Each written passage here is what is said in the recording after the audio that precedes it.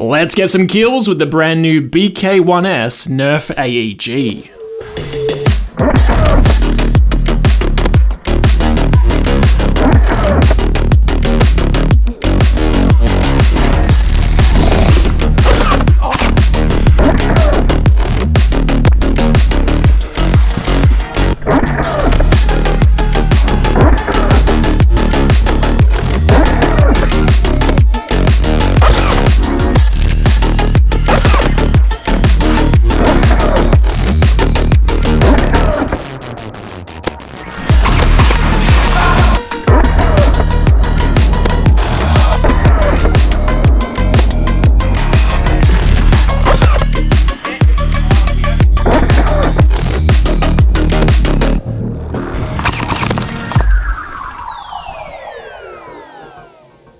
What's up Nerfers, and welcome back to my channel, where I test blasters like this one outdoors in real world conditions to bring you the results that I want to know.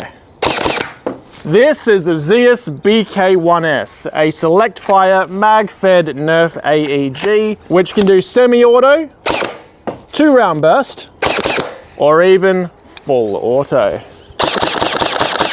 And it has some pretty decent mid-level performance as well, more on that later. Now this has some pretty obvious advantages over a flywheel blaster. Fundamentally this is a Springer, so you'll be able to add rifling on the front there for some incredible accuracy compared to a flywheel blaster. Pretty much every retailer in the hobby is going to be carrying these. You'll be able to pick them up no matter where you are. Here in Australia you'll have Blaster Tech, Phantom Toys and Foamwork Adelaide. In the States you'll have Frontline Foam and Out of Darts. And no matter where you are, this seems to clock in at around $180 US or 220 Australian, making it the cheapest Nerf AEG on the market and most accessible one by far. Now, some of you might remember the original BK1 that I reviewed last year, which died after only 4 mags. Will this new version be as big of a flop, or will it have a redemption arc to rival Vegeta and Zuko?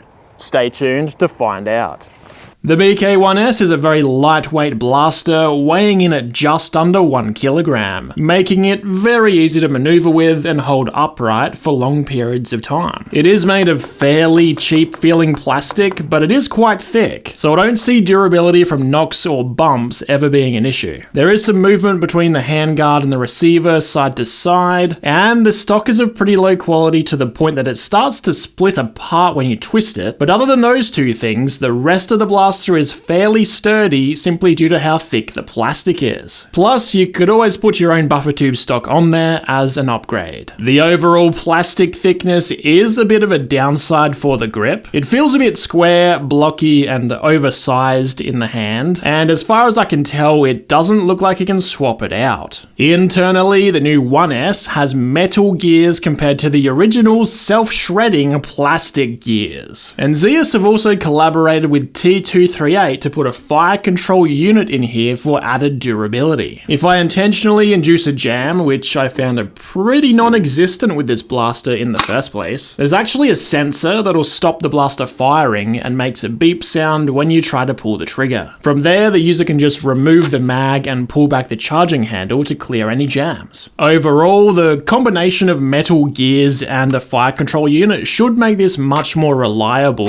than the original BK1. Up front, there's a muzzle piece which you can turn clockwise to remove, and that reveals a 16mm outer diameter barrel, allowing you to attach any Nerf rifling you like. For today's video, I'll be using the Dart Zone B card, which is included with the Nexus Pro X, as it's designed for a similar performance level of blaster. On the sides of the handguard and on the bottom, there's M-lock slots for attachments, and they also include some attachable Picatinny rail segments if you prefer that over M-lock. The handguard itself is held on with a bolt on the bottom. Removing that allows you to slide the handguard forward and off. I can definitely see people 3D printing less scary looking handguards for this, and that'll pretty much be a requirement for use in public games. Underneath that handguard, you'll find the barrel nut. That's what holds the barrel in, so just loosen that off and you can pull the barrel out entirely. Now, while this is a 16mm outer diameter, 13mm inner diameter barrel, pretty standard in the Nerf hobby, because there's a cutout where this metal C-clip sits, swapping to a different Nerf barrel would be a little more complicated because it will just fall out of the blaster. Luckily, from my testing, the stock barrel is absolutely fine and performance is very impressive as you'll see later on. With the handguard reattached, up top there's a full-length Picatinny rail where I'd recommend adding a sight of some kind. Once you attach rifling, this blaster is definitely accurate enough to at least warrant iron sights, but personally I'd use a cheap airsoft 1x red dot sight. Moving on to the receiver, on the left side there's the tiniest jam door you'll ever see. The window is so skinny that all it allows you to do is look in. Luckily, you're basically never going to get a jam with this blaster, and if you do, simply removing the mag and pulling back the charging handle should be enough to clear it. Because of that, I don't consider this small jam window a deal breaker by any means. What could be considered a deal breaker though, depending on your personal preferences, is the fact that this blaster uses proprietary magazines. The magwell is far too small for worker talons, so adapting it to fit them would require dremeling out the entire thing. Thankfully, Zius mags are pretty cheap to buy. They do only hold 12 shots though, not 15 or 18, but I have seen them modified to hold around 15 by cutting off the spring guide at the bottom. It's really not needed. Also worth mentioning, Zius mags, just like worker talons, cannot be accidentally inserted backwards, which is a huge benefit. The mag release is designed for right-handed users to hit with their trigger finger. Sorry bro, no ambi. Also, hitting that release doesn't gravity drop the mags. They're held in so tight that you'll need to pull them out by hand. There's also no real flare to the magwell, making it a little trickier to insert the mags. For fire modes, you've got safe, semi, and full auto, which you can switch between with your right hand using your thumb, or left hand using your trigger finger. The switch itself is pretty low quality, able to stop halfway between settings. Additionally, there's a 2-round burst mode you can toggle while in semi by holding on the trigger until it beeps once. You can still fire semi while in the 2-round burst mode by letting off the trigger early. Personally, I found that very annoying. If I'm in burst, I always want to burst, but some of you might see that as a feature, having the ability to do both at once. To swap back to semi from burst, just do the same thing again. While it's in semi, hold the trigger down until you hear a beep.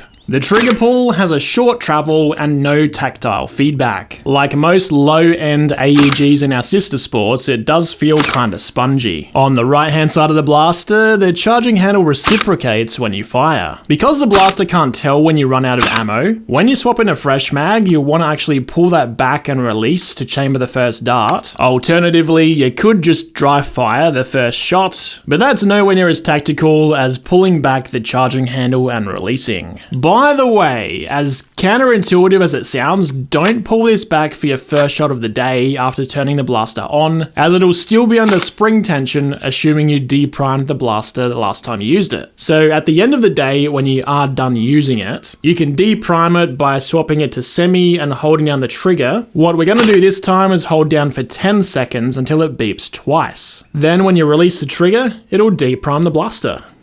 If it did it correctly, you should now be able to see the spring. Further back from the fire select, there's a QD sling point on either side. Very handy for long events or objective game types where you might need to free up your hands. At the back, there's an included, very cheap plasticky M4 stock. Push in the lever to adjust its length or pull the front pin down to remove it entirely. You can swap on stocks of your own if you prefer, and I'd recommend that. And this is also where the battery goes. It uses an XT30 connector, and the battery I'm using here is the same 11.1 volt from my inverted scales blaster. I'd recommend bringing a spare to your game days just in case it starts to run out of juice near the end of the day. Now, one more trick this blaster has is the ability to quick change the spring. Making sure you've deprimed the blaster first so the spring doesn't yeet itself across the room. Undo this thumb screw on the rear plate that the stock attaches to, then turn the plate 90 degrees and it'll separate from the back of the receiver. From here, take a flathead screwdriver or just like me, your finger, and turn the spring retainer 90 degrees to swap out the spring. Included in the box, you get what I'm just going to call Zius darts. They weigh 1.1 grams, making them 10% heavier than standard darts. I'll be comparing them against 1 gram worker bamboos with the dart zone B car attached in a chrono test, rate of fire test, range test, and finally an accuracy test. First, the chrono test. Okay guys, first up I want to see how the included Zius darts perform. They are 1.1 grams rather than 1, so they're a tiny bit heavier than standard darts.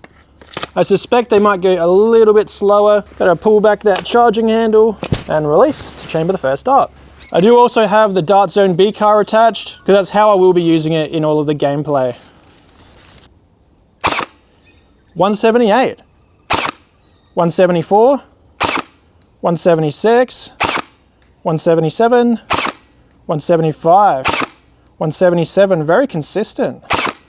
177, 177 3 times in a row. 178, 174, 186, that's the highest one so far. 185, that's all 12 shots that the mag holds. I'll reload this with worker bamboos because I only have the one mag. 195, 188, 204, 195, 198, 202, 201, 208, 196, 196, 192, 185, 181. That must be all 12. Over the chronos, Zius darts averaged 177 feet per second, while worker bamboos averaged 195. Zius darts, being heavier, shot 18 feet per second lower, but I think they'll probably go further in the range test when we get to that. Next up though, I want to see the rate of fire on full auto.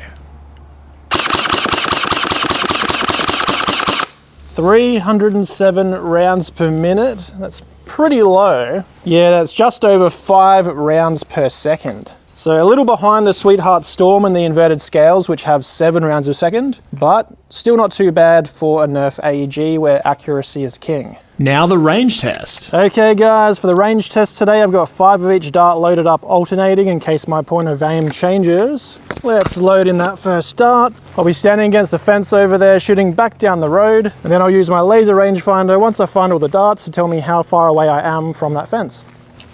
Here goes.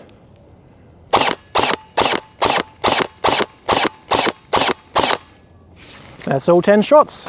I can already see where some of them are landed, especially the nice yellow heavy ones. All right, first up we have the 5 standard 1 gram worker bamboos. If I stand in the middle of those, they averaged 51 meters. Then we have 1, 2, 3, 4 of the Zius darts, which went 55. And we have the furthest Zius dart going 58.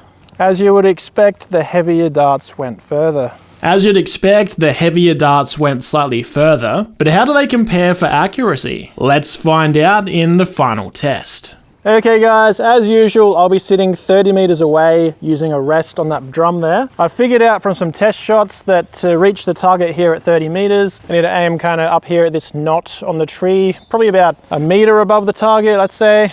Because this is shooting around 200 FPS, that's why I can't aim dead center on the target. Do need to give it a little bit of elevation, and that is with the sight adjusted all the way down.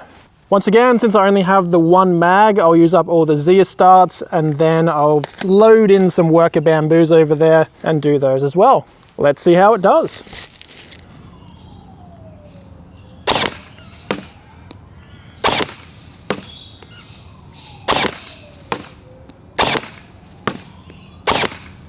Going a little off to the left there, but could easily correct for that in your sight. For the purposes of seeing which one's more accurate, this is absolutely fine that they're going off to the left. That's all 12. Time to load up some worker bamboos.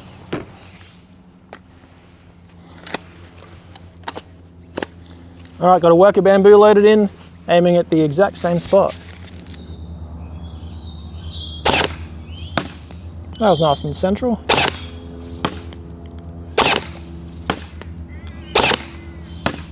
Now hitting a little bit lower on the target there.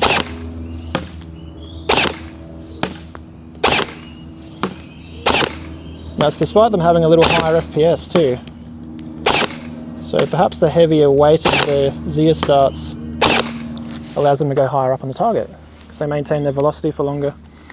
That's all 12 of the worker bamboos. Let's head inside and see which one was more accurate. Zius darts shown in yellow landed high and to the left of the target, and they shot a 35cm spread, which is quite impressive. Worker bamboos in red landed lower down and had a slightly larger 45cm spread. You could correct both groupings by simply zeroing your sight, and as I do that now for you in editing, you can clearly see that despite one low right outlier from the Zius darts, the yellow grouping was slightly tighter overall. I might have to test the Zius darts more in depth sometime, perhaps against worker heavies. As for today, after using the BK-1S in a chrono test, range test, and accuracy test, and using it for a day of gameplay, what do I think of it overall? Well, let's start by addressing the fact that unlike the original BK-1, this didn't break after only putting 4 mags through it. This one is not a 4-pump chump. Good job, Zius, you've definitely redeemed yourselves here. In fact, I think they've gone well past a redemption. This here is a 200 feet per second Nerf AEG that can shoot semi, 2-round burst or full auto for only 220 kangaroos. That's only a little more than a worker Seagull or the Oz price for a Nexus Pro X. And this does the same thing as those, but automatically. Can even do 5 rounds per second if you want to be really mean to your enemies. If you've been waiting to dip your toes into Nerf AEGs because of the price of things like the Sweetheart Storm, this is a much more affordable option, though the quality does 100% reflect that lower price tag. The outside feels like cheap plastic, the grip is square and blocky, the stock wants to split itself apart, barrel upgrades are a little complicated due to that C-clip, and the worst of all, it doesn't take worker Talon mags. I also can't really comment on its long-term lifespan since I haven't had it more than a week, but with metal gears and a T238 fire control unit to detect jams, this does definitely have the potential to last quite a long time.